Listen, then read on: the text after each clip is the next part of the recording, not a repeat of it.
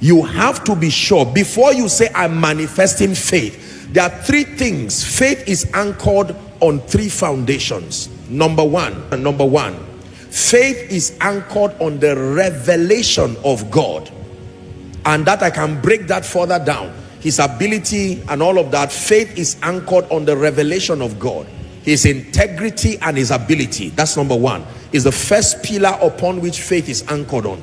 Number two, faith is anchored on the knowledge of the will of God. Bible faith anchored on the knowledge of the will of God. Number three, faith is vision dependent. If you lose these three pillars, you can't manifest Bible faith.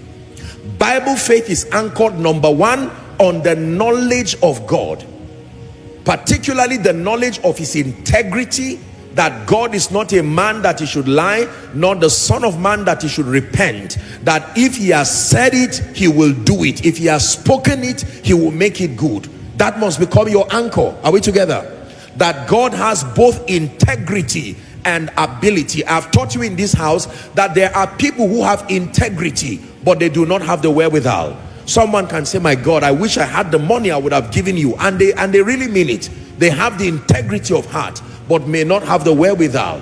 There are those who have the wherewithal, but they do not have the integrity of heart. God, in manifesting Bible faith, has integrity and ability. First anchor. Anchor number two, the will of God. The Bible says, and this is the confidence, 1 John, that we have in him, that when we ask anything according to his will, he heareth us. Isn't that powerful? This is the confidence. Give it to us, media. And this is the confidence, 1 John 5:14. This is the confidence that we have in him, that if we ask anything, if we ask healing, if we ask breakthrough, if we ask deliverance, if we ask restoration, if we ask him to intervene, if we ask for exemption, once it is according to his will, there is an assurance, even without the physical evidence manifesting, that he's heard us. Look what verse 15 says. Verse 15, same scripture. And if we know that he hears us whatsoever we ask, then we also know that we have the petitions that we desired of him, the will of God. So before you release your faith towards anything, you have to find out, is it the will of God for me? And the clearest way to know the will of God is, number one, the word of God. The will of God is captured in the word of God. And then, of course, there are times that the will of God is directly ministered to your spirit by the Holy Spirit, because the Holy Spirit has access to the wisdom of God. He communicates the mind of God to the believer. But the primary channel for accessing the will of God is the word of God. Grace and peace be multiplied to you, the Bible says, through the knowledge of God and his son, you know, and all of that, according as his divine power. 1 Peter or 2 Peter now teaches us, 2 Peter chapter 2 from verse 3 now, according as his divine power hath given us all things that pertain unto life and godliness, through the knowledge of him who has called us into glory and virtue. Verse 4, it says, whereby are given to us exceeding great and precious promises. Great and precious promises, that by engaging these promises, we would reveal the experience of being partakers of his divine nature, having escaped the corruption that is in the world through lust. So for many believers, they have not taken the time to search. This is the difference between the manifestation of God's hand and then practicing divination. All other demonic practices don't demand your being aware. They don't demand a relationship. They don't even demand knowledge. They just demand an awareness of rules and rituals and your compliance, and that's it. But when you come to the faith life, God demands that you know. He said, I write these things to you that ye may know that ye have eternal life. Do you know that it is the will of God for you to be healed? That's where it starts from. Faith does not rest on nothing. Faith does not rest on blind bold faith. You remember Jesus with the woman in Luke chapter 12? Jesus comes to the temple and he meets this woman who had been bent over, the Bible says, for 18 years. He walks up to the woman and says, woman, down art healed from your infirmities. He lays hands on her, straightens her, and she stands up straight. And then the Pharisees and all of that, as usual, they come and say, what is all this that you're doing? And he said, ought not this woman? In other words, who is the preacher that this woman has been under, who did not teach her that there is an implication to being the daughter of Abraham?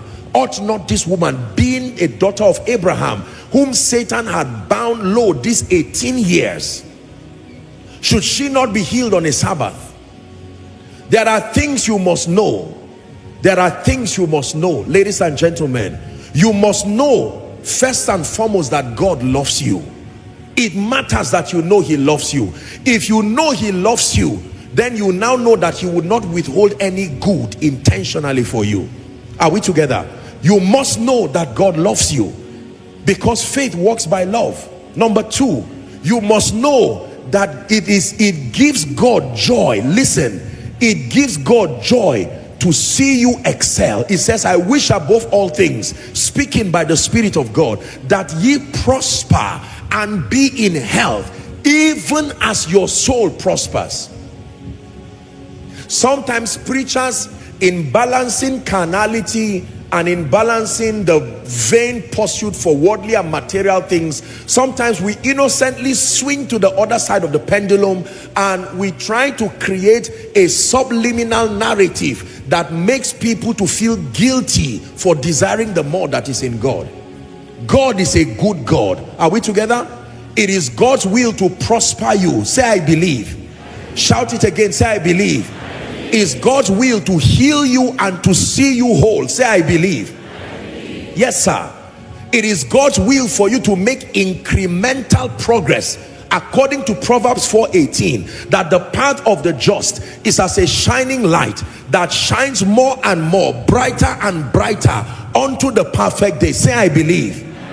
It is God's desire to deliver you from every evil attack and to bring you safely to his heavenly kingdom. Please find that scripture for me. The Lord will deliver us from every evil attack, he says, and to bring us safely to his heavenly kingdom. It is God's desire. It is his will. It gives him joy. It is God's will, according to his word, that you enjoy length of days. Are we together? That's 2 Timothy 4:18. God bless you. And the Lord shall deliver me from every evil work. Say amen. Amen. Every evil work means enchantments, yokes, curses, all kinds of satanic things. And I'm telling someone, you just prepare and watch as Satan waves you a final goodbye this night, in the name of Jesus Christ. When you know it is the will of God, then you release your faith without fear. Are we together? Yes. Yes. It is God's will that all men be saved. So that your loved one who you brought tonight, and for someone who you are trusting God for to be saved tonight, you can now release your faith, knowing that this person has come to this ground tonight, or is connected across the globe. That person will be saved. It is God's will for you to move to the next season of your life. Do you believe that? Yes, sir. After you have suffered a while, give it to us. 1 Peter 5 and verse 10. After you have suffered a while, it says, the God of all grace, who has called you into his eternal glory by Christ Jesus, after you have suffered a while, may he make you wholesome or perfect. May he establish you, may he strengthen you, and may he settle you. Say, I believe. Yes, sir. Yes, sir. The Bible says, with long life shall I satisfy you and show you my salvation. Say again, I believe. That 1,000 shall fall by your side, the will of God now, 10,000 by your right side, but none shall harm you. Is it not in your Bible? Yes. Yes. That the Lord will bless the works of your hands. Is it not in your Bible? That you will lend to nations and you will not borrow from any. Is it not in your Bible? Yes. If you don't believe this, You can be shouting amen, but you are not walking by faith, because faith is based on the word of God. And I'm telling you that the word of God is the only basis, not one of it, the only basis. The revealed word of God and the speakings of God that comes through his spirit is the only source of faith.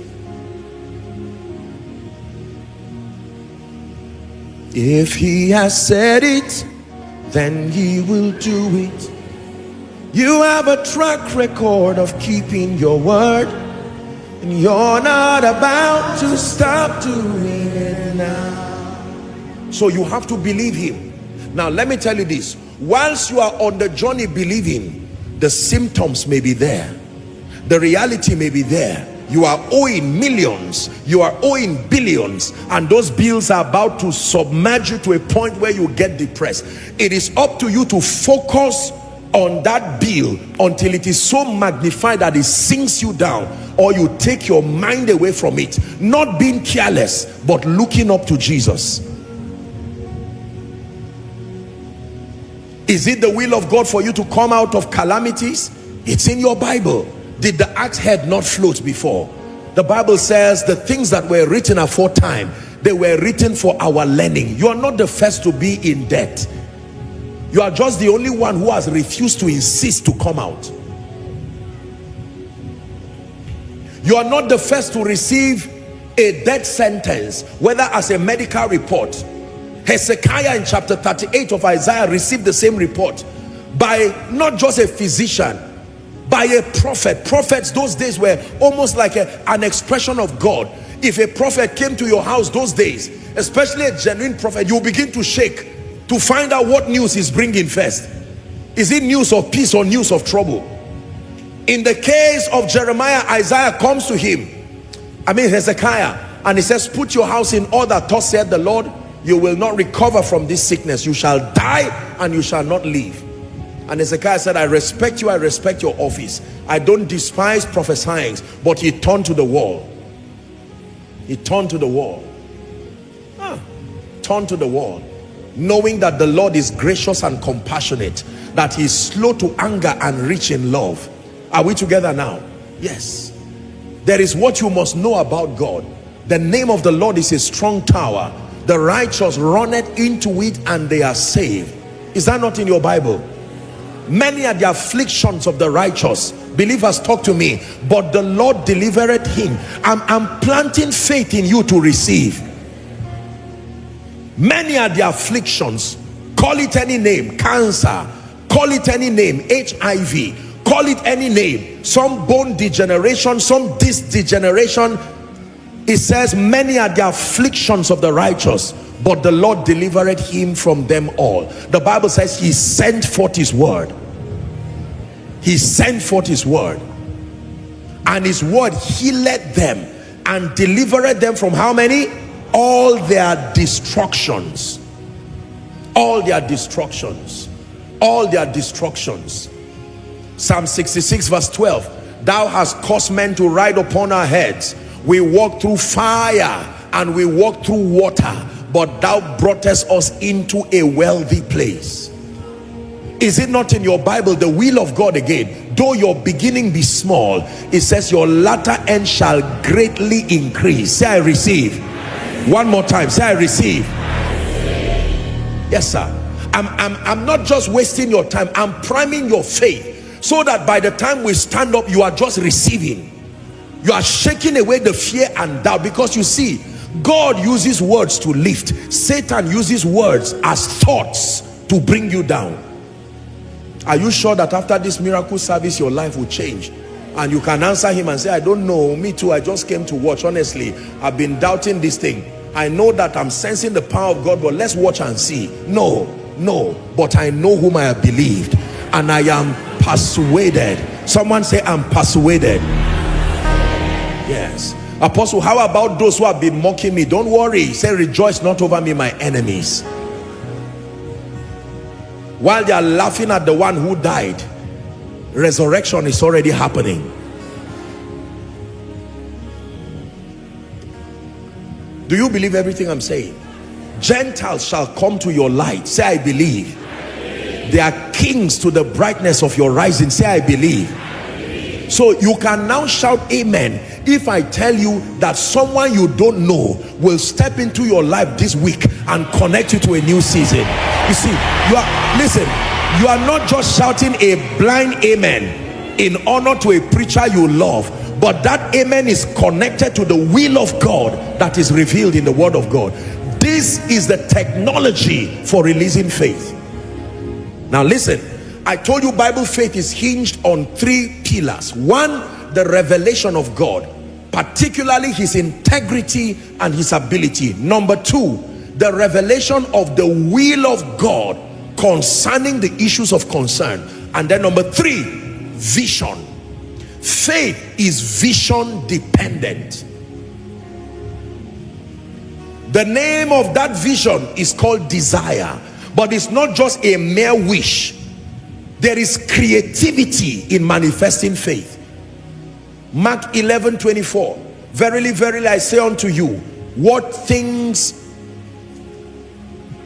soever ye desire, when ye pray, together with that desire, together with that vision cast before you, believe that you receive, and he said you shall have it. Let me tell you how to receive. You must see in the mind of your spirit the version of you who is healed. You must see in the mind of the spirit the version of you that is already lifted. You must see in the mind of the spirit. Are we together? Yes. If you don't know how to see realities in the spirit, you can't frame your reality. You must see the prosperous you serving God without having to think about bills and telling lies. You must see it. You must see the you who is free from cancer. You must see it. The same way you partnered with Satan in seeing the you who is destroyed. Preacher, you must see the you who is increasing. Don't listen to that nonsense that you go up and come down. By whose directive? Who shall declare a thing and it should come to pass when the Lord has not declared it? I don't believe in that narrative of going up, coming down. No, I define my reality. It is me and God in partnership. The path of the just. Are you the just? It is as a shining light. This is not a preacher's gibberish. I'm showing you how it works. That little business dying or dead in your hand, you must see that little business like 5 loaves and 2 fish, and see that if 5 loaves and 2 fish could feed 5,000, then what I have in my hand, it may just be a hair salon, but let grace come on it. It may just be a small church, but let grace come on it. Who is receiving tonight?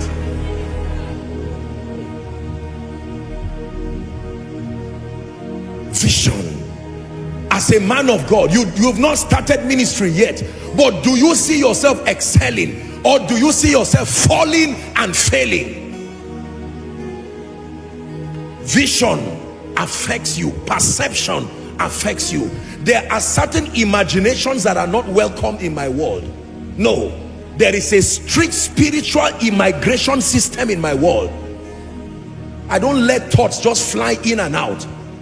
There, I have raised, like the Red Sea, pillars of the word of God. As the thoughts are coming, there are scriptures. You know how they fire missiles back. You look at the West and how they fight war. That a missile is coming, and while it is still in the air, they send a counter missile. That's how your faith should work. So the thoughts of death is coming, and 3 scriptures: I shall not die, I choose life. Like missiles, they meet it before it arrives your domain. Believe what I'm saying. If God spoke to you today, drop a comment. We do love to hear your testimony. Like this video, subscribe to Heavenly Chant, and invite someone into this life-changing journey. The next video might be the one that unlocks your breakthrough.